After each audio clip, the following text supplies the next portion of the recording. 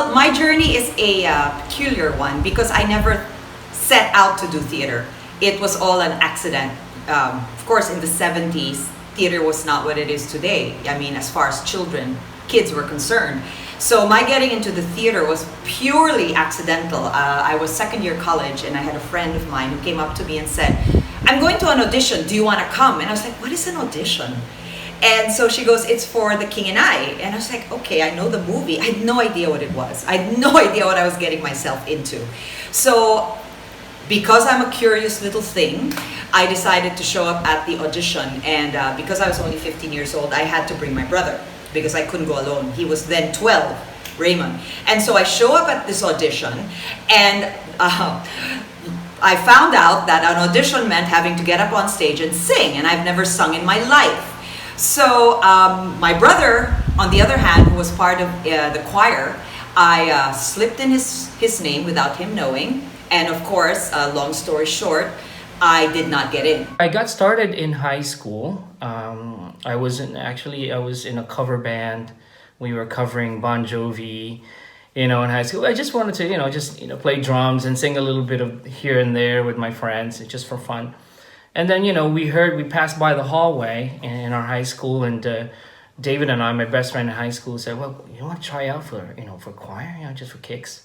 So we tried out, and we got in. And Mr. Thomas, who's the choir director, said, Arthur, you need to go into the gifted and talented program, and I'll enroll you, I'll teach you some songs, and I'll give you some tape, because I couldn't read music by that time.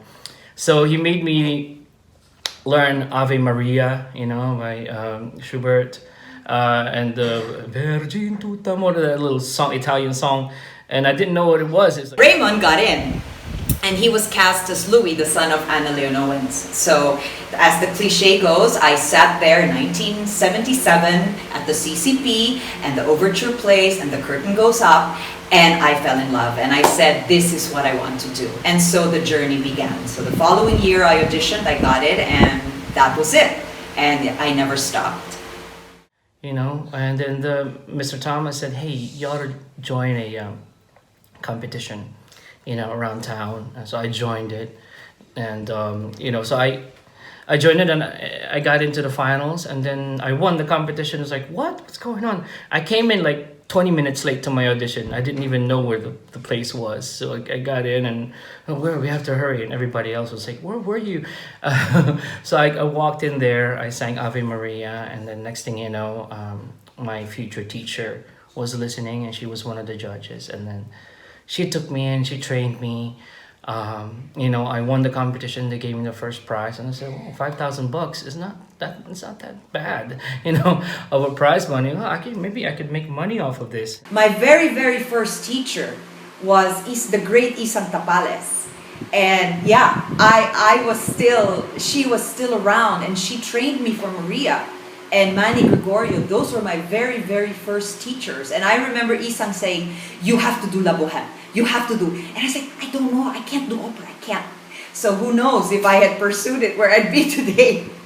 But so I have my classical background. And so it was a great foundation for musical theater, because it teaches you how to take care of your voice and strengthens your voice in ways that is not possible in pop singing. After one competition, I think her name was Diane Zola from Houston Grand Opera, and I got into the finals of the Met competition.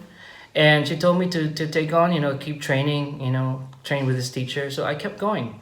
So it's basically the story of my life. It's just kind of like I kept going, having a tunnel vision. And I had to believe in myself, because there's so many struggles. There's so many, blocks that will get you, this kind of discourage you to go for it. But somehow I was like, I want to quit, but I can't. I just want to quit so bad. This is too much. This is heartbreaking for me. I cannot take any more rejection. But people that support me, people that are there to mentor me, and they said, like, you got to keep going. You have to have that fire inside you. So I kept going, and I'm like, okay, here it goes.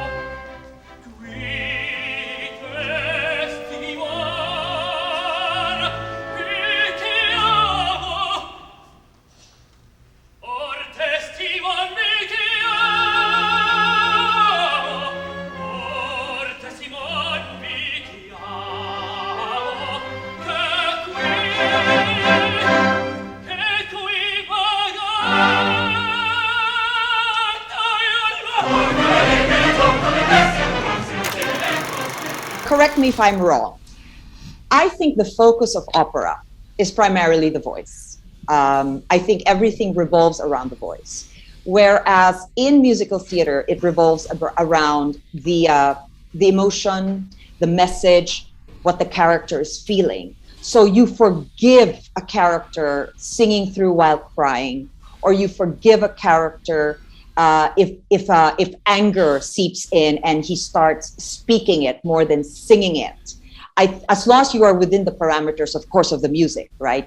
You can't suddenly go off tangent and completely change the melodic line. Whereas I think in opera, they're very strict about the voice. So it has to be sung a certain way. I'm not saying that there's no emotion involved, but it's very important that that note comes out. Don't cry for me, Argentina. The truth is I never left you. All through my wild days, my mad existence, I've kept my promise. Don't keep your distance.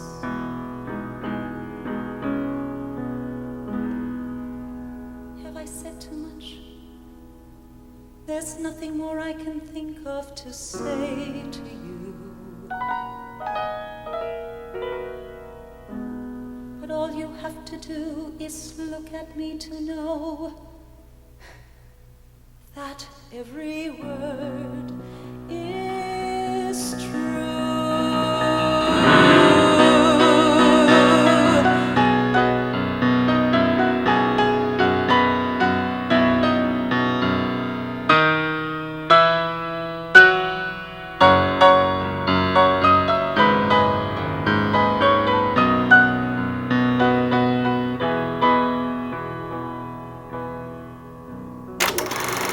What I love about musical theater is that you get to express every single emotion. Rather, with opera, as she says, you are kind of bound by the vocal technique that you've been singing with.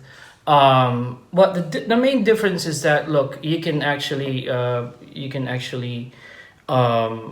argue Sweeney Todd or West Side Story. Sometimes you can sing it in a more operatic manner. Sweeney Todd can be an opera. I don't know. It's an open conversation. Operetta, yeah, it can be. It can be sung as an operetta. So it kind of just bridges the gap between the two. And I think it's quite interesting, just to give you a little bit of the history about opera. Of course, back in those days, microphone was not invented. So a lot of singers, operatic singers, they train their voices to be able to sing through the orchestra without any microphones. Even with the orchestra, the orchestra doesn't have any mics. And also the venue is quite important. You have to have a venue that is acoustically perfect for operatic productions. And also likewise with musicals. There's a business, but I've noticed something weird. Lately all the neighbors' cats have disappeared. And I had to do what I call enterprise, popping pussies into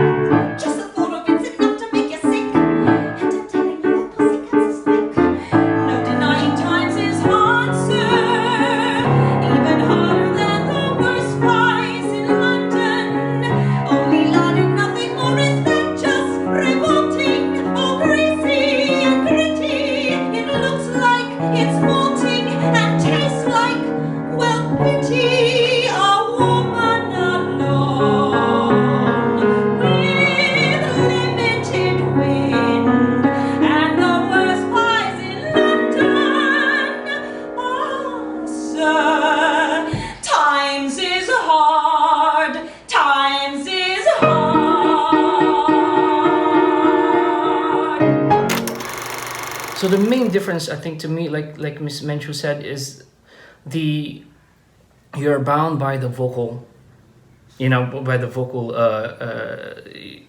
parameters of the opera. But at the same time, we had like a work like the Zauberflöte, the magic flute, or the a work like Anführung aus dem Seraglio, which is the abduction from the Seraglio, which has some speaking roles, Singspiel they call it.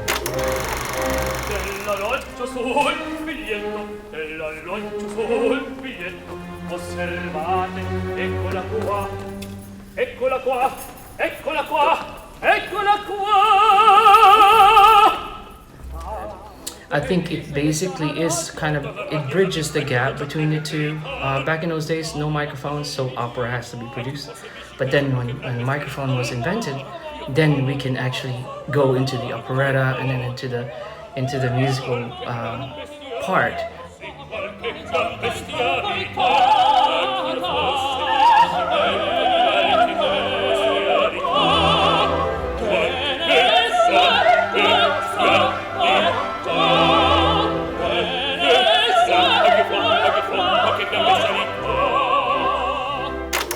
So those are the main differences. I really think that it all originated from opera, and then it kind of just trickled down into what we call now as musical.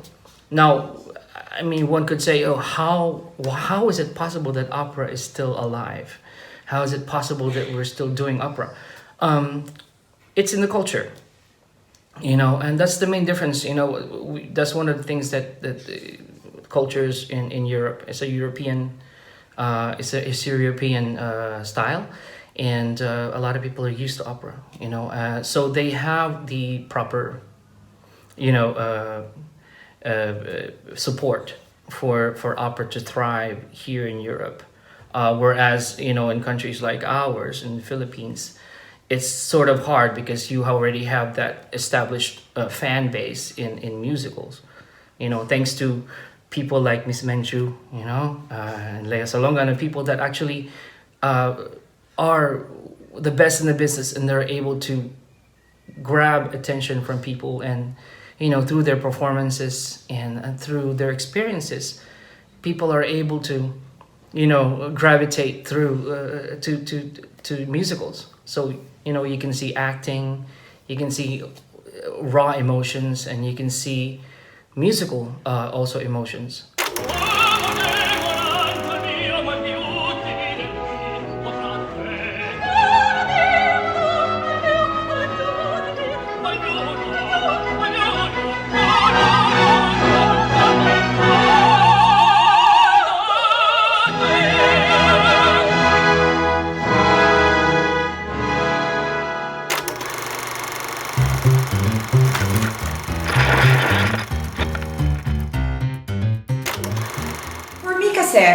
Musical theater is a story. You're telling the story. It is your responsibility to make sure your character gets that message across and what is the journey of your character. So text for me is very, very important, and that is the foundation. So your singing is basically your dialogue set to music. So you cannot just go into a song and say, okay, I'm going to sing now. Everything will stop and I'm going to do this beautiful song. It has to come from what the story is about. So for me, text is priority.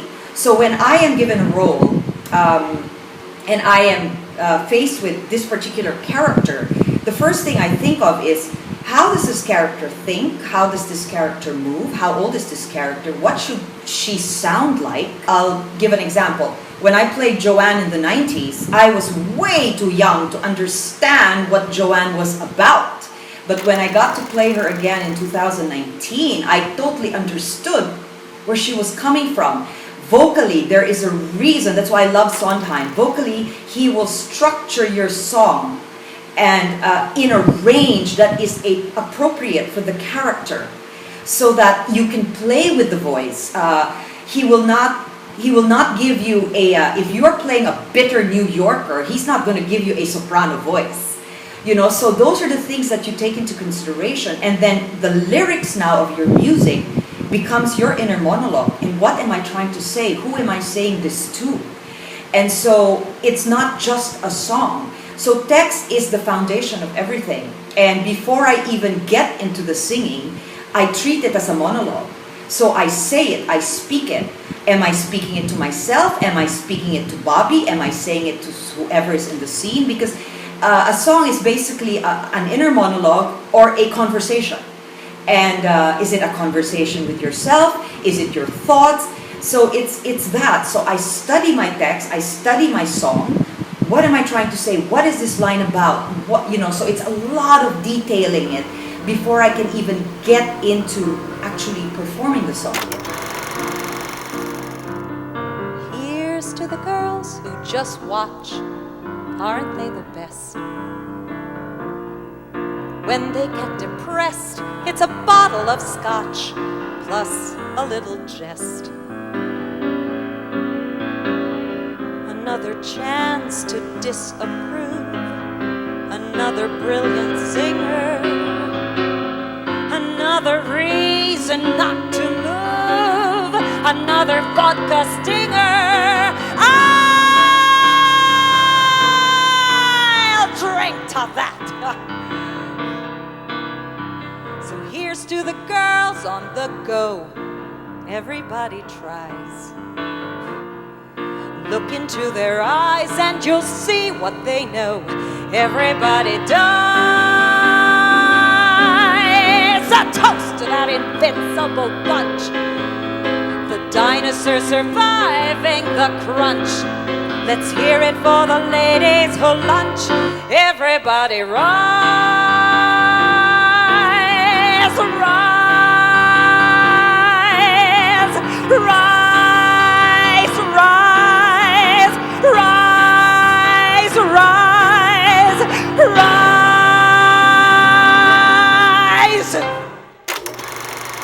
I am 100% in agreement with Miss Menchu. Text is everything. You know, as an opera, you really have to. Let's say, let's put La Bohème as an example. Okay, so Henri Mouget, who wrote the book about the story in the Bohemia.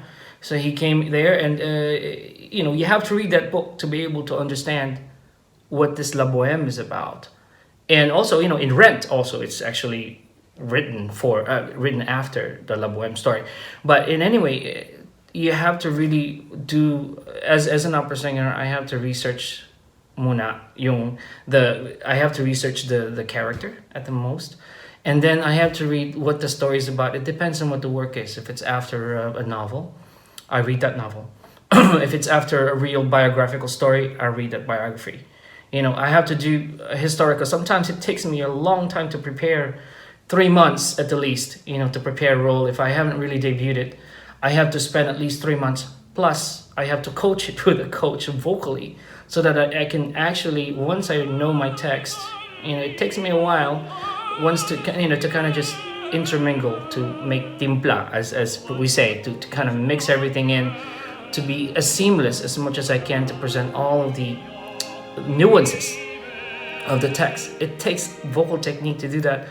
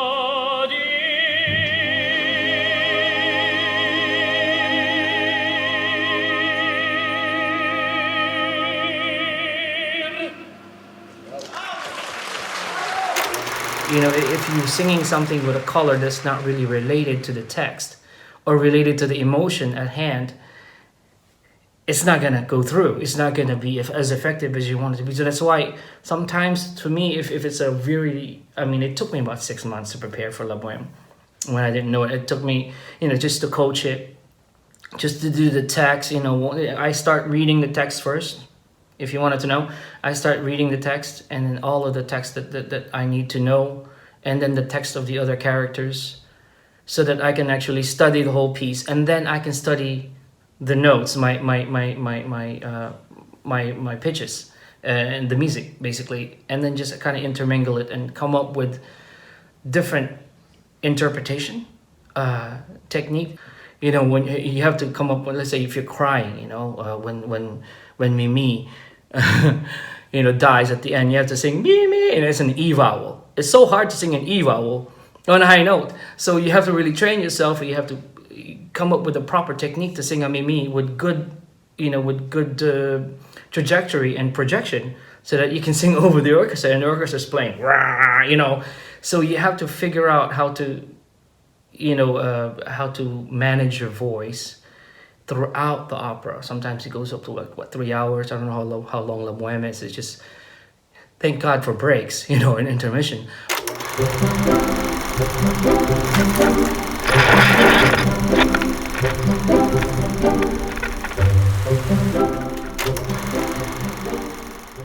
With us, opera singers, we have this thing called the FACH, F-A-C-H system, where they are vocal classifications, or each, say, baritone, tenors, mezzo-sopranos, and sopranos. They actually have subcategories. Let me focus on the tenor voice. We have the tenor leggero, which is the light lyric tenor that sings, you know, the earlier pieces like Handel, Mozart.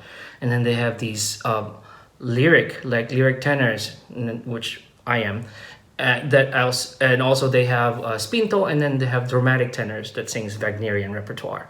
So you really have to stay within your, you know, within your fach, within your area of vocal discipline, so that you be able to be as effective as an actor, as a singer, because your voice is not made for, my voice is not made for Wagner. So I cannot do Wagner as much as I would love to. How interesting what Arthur said. I think it's a total opposite for musical theater. Yes, voice is important, but it's not the end all of everything. But for me, what attracts me is, number one, exactly like Arthur, I have to be challenged by it. It has to be something that will make me grow as an artist, especially as I get older. Something that will, and I've driven myself crazy. I've gone from different ranges of singing, and I practically to the point of maybe ruining my voice at one point, into roles that I was told I could not do. So I remember because I was a soprano when I began, and I was doing all the soprano roles. So I did Joanna in Sweeney Todd, and I did Maria in West Side Story, and Guinevere in Camelot. So I was the soprano. That was my training. And then I was tired of ingenue, so I said, there's got to be more for me. So when Les Mis came along, it started with Into the Woods, and I said, I do not want to be Cinderella, I want to be the witch. So I trained for it, and I was told, well, you can't sing this, so, and it challenged me even more, and it was a struggle. And then I went into Les Mis, and I had to again go into vocal coaching to be able to sing Fantine, and again I was told, no, this is not your range, this is too low for you. So I'm not saying I succeeded all the time. I'm sure that if I can do it again, I'll be better at it, because it was still very new to me. But if it makes me grow, if it pushes me, if it makes me try to overcome something that I was told I could not do, in the same way, if you had told me in my early 20s that I would be doing a Vita, I would have laughed. I would have said, no way am I going to ever be able to do a Vita. So it's that. So it pushes me, and now looking back, if I didn't accept those challenges, then I wouldn't be the artist I am today. Ang idolo ng ating kabataan, Manolo. Higit pa sa idolo ang Papa, Ang ating Diyos ang Ama. mundo at langit, Buwan at araw at mga bituin. ang buong universo. Ang sarap magkaroon ng amang isang henyo. Ang lupit sabihin mo, Masakit din, talikuran ng idolo ng nakaraan. tignan mo si Don Eneas, karga-karga ang sariling ama. Yung ba ang ibig, iba'y watig ng papa, na iniwanan natin siyang nagkakarga sa sarili niya. Tigil ka, di natin siya pinababayaan. Nandyan si Paula at Candida, Na malengkeng pihado ang dalawa.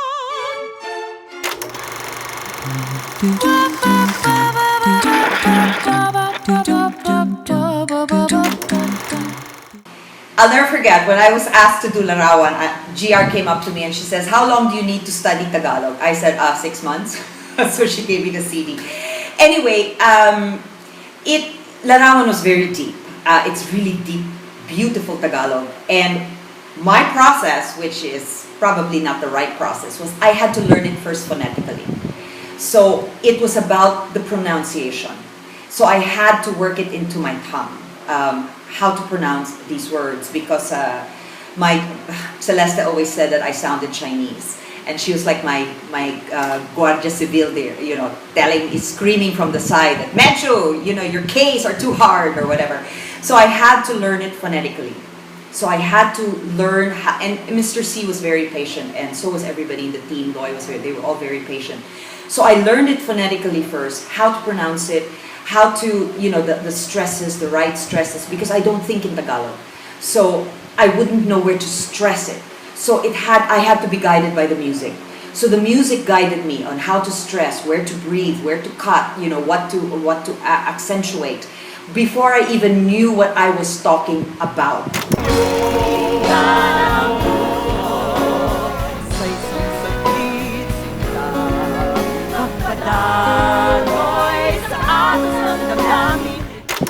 So the process for me was baliktad.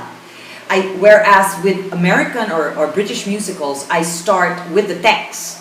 And it's very easy for me to put on an accent, whether it's a Cockney accent or a British accent. It's very easy for me to go there. I know exactly how to accentuate. I just do a little research to get the flow of the language.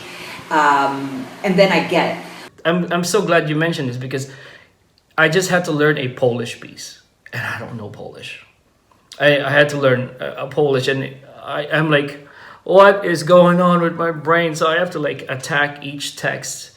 It took me so long to prepare, but you know, I only had 2 months to prepare it because I said yes, okay, I'll take it, and I haven't learned it. So every single day I had to say, what is this text?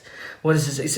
It's comparable to Czech, so I had to hire someone to coach me word for word, and I was in Berlin at that time, and I actually know someone from the chorus who speaks Polish, and he coached me. You know, it took about 2 weeks to kind of just express all of the nuances of the language. And so, what do you say?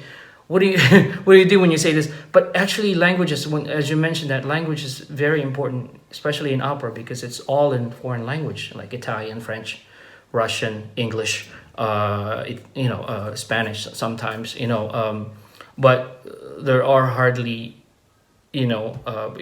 any pieces that are in English. There are English operas, but they're not as famous as La Bohème or Traviata With Tagalog, I had to learn first how to pronounce it properly, how to sing it properly, what is the right stress, how to pronounce, how not to accentuate the K. I had very hard Ks, and which I had to soften.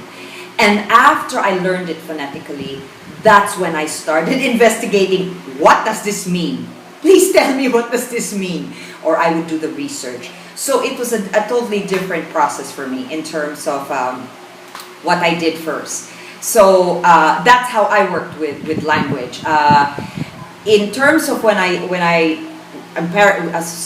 unfortunately we weren't able to open the band's visit, we had a coach. So I had to learn how to speak with an Israel accent, and to speak, because there's a lot of dialogue in Israel, in Yiddish. Yeah, so that whole language. So we had a vocal coach come in, and they taught us. So they taught the Arabic language, and they taught me how to speak and how to put in the accent. But a lot of it was also research. So what I do when I have to speak in a particular accent is I watch shows that incorporate that accent so I can pick it up. It's very easy for me to pick it up, and I think it's the musical in me, the musicality in me, that allows me to pick up accents very easily. For some reason, it's easy for me.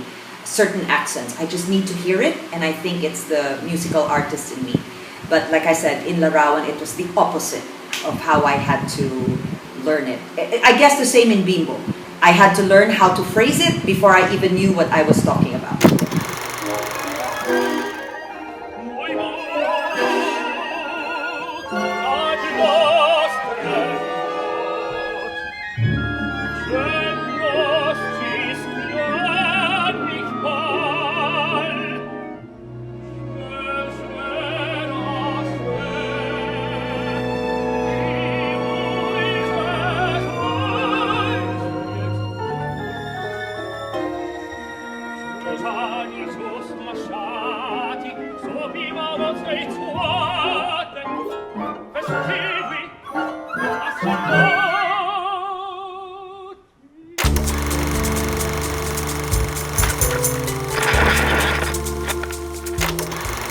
Very important to me is who directs me, because like I said, it's 100% trust. So I go into it knowing that you have a clear vision and our visions will match, and we collaborate and we create this character that we are on a journey together, you and me, creating this character. Now, I have worked with directors where I've had disagreements and I just completely disagreed with this particular attack. So I compromise. I go to them and I say, look, this is the character I am creating, and what you want me to do kind of goes against what the totality of what I'm trying to create. And so it's a negotiation. So the way I handle it is, okay, if you are insisting on that, I want to know why. Explain to me why so I can understand where you're coming from. I think that's very important. And I will give it a try. And I will try to make it work without also compromising what I believe about the character. So I think there's always a way to juggle it. That's why it's very important to me that I have a good relationship with my director. Because I will try to make whatever you want work. But I have to understand where it's coming from and why you want it. A lot of directors in Europe, basically in Italy, the conductor is the head honcho.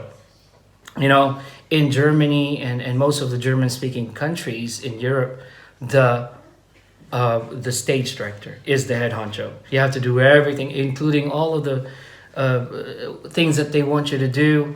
And trust me, I mean, I wanted to really, really argue with the director, but it's just sometimes the director wants it this way, the director wants it this way, so I have to find a way to compromise in my mind and how I could convey.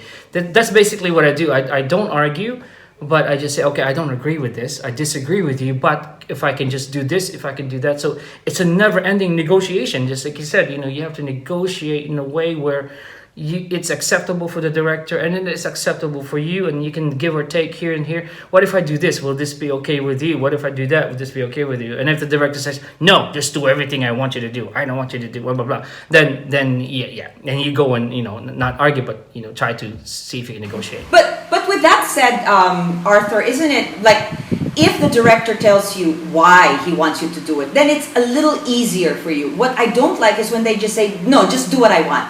I'm like, but some what do you directors are want? like that. Tell me what you can't. Yeah. You know, I know, and I've worked with directors like that. You know, so it's a little hard because I also come in prepared and I have your own vision, an idea of where I want to take this character exactly. And of course, I have to work with the director because it's his vision we are trying to pursue, right? It's how he sees this show and how he wants to tell the story. So as long as I will do anything absurd, it will interest me. But you have to tell me what it is you want and why you want it the way you want it, so that it makes sense to us as artists, right? Well, I mean, one example is one director wanted to chop my hand off. You know, you go inside, you know, you have one hand off because you want. Why? I asked him why. Well, you went off to war. You got sent to war by the king, and then you returned and you got your hand. You know, that made sense. So I did it. You know, but you know, it's just like, okay, magubad ka. I'll say, why? You know, like, because it's cool. It Yeah. looks all right because people like it. You know, it's more sexual. I'm like, no, it doesn't make Yeah, sense. You know, yes. I don't feel comfortable. So Yes. I would say I don't really feel comfortable Yeah. like that, and you know, blah blah blah. So Yeah. there's a wall. There's a Yeah, there's a line. exactly. You just have to. Yeah, exactly.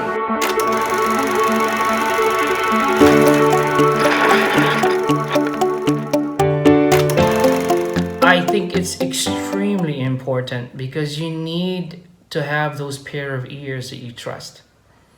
You know, that's extremely important for us because, you know, you cannot trust yourself sometimes because sometimes you need someone to hear you, you know, just to have that effect that someone can just check on you and say, hey, you're doing this. You know, no matter where you are in your career, it's really extremely important to have that teacher, to have that someone that can tell you in all honest to goodness what they think of it, you know. And you know, it's more about that, you know. If you can take to follow up what she was saying before, those calculated risks that you take when you take on a role, you have to calculate it. It's like, okay, can I take a risk here? And also my very first teacher, Dr. Raquel Cortina, she's from Cuba, and she's like my musical mom. So whenever I'm running out of people to run into, Doc, I don't know if I should do this role. Arturo Mio, my God, you know, why you want to do Kala for? You know, it's from Turandot.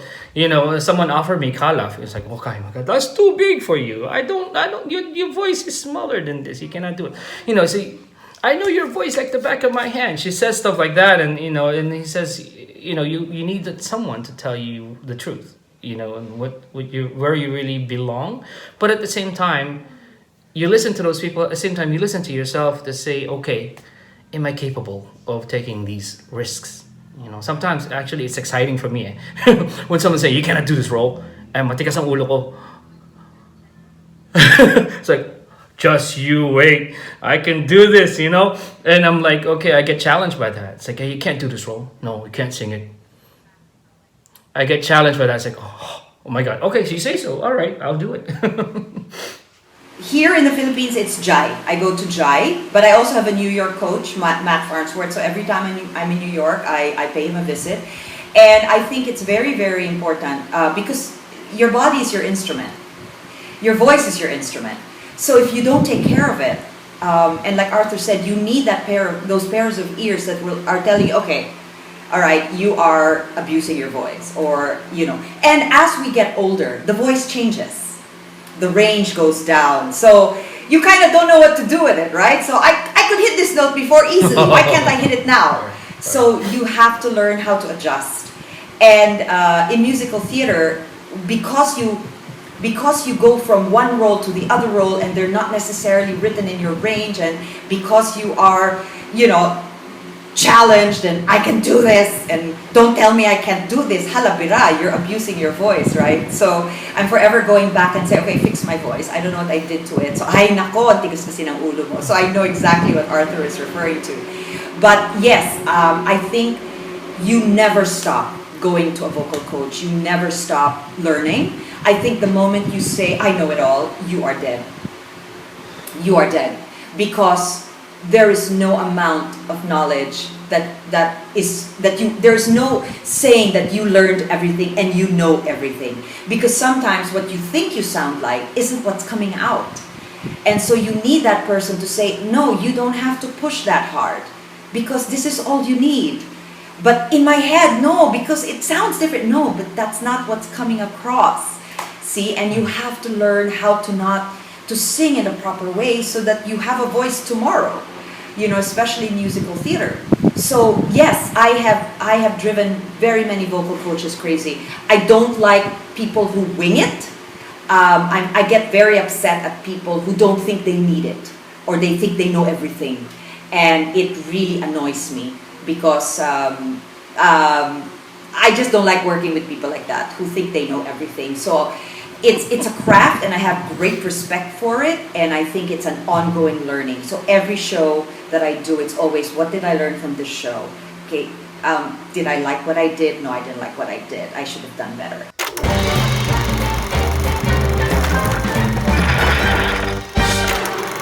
Mama Rose. Realistically, Mama Rose. Unrealistic, Gypsy. Unrealistic, Sunday in the Park with George. Okay, I would love to do Gypsy. Sunset Boulevard would be another. I mean, age-appropriate roles. So those would be my dream roles in terms of musicals. My dream role is Werther by Massenet. Yeah, it's a Massenet opera. It's Werther. It's in French. It's one of the roles that I've been wanting to do, ever since I started my career. It's just full of drama. He's full of poetry. All of his lines are poetry. He's a poet, just like Rodolfo. But this is more serious in a way, where he actually kills himself for a woman, and and he's deeply in love with, and he's just like, I'm a hopeless romantic in a way, and I just wanted to, everything that he spews is poetry. I just would love to do that role someday.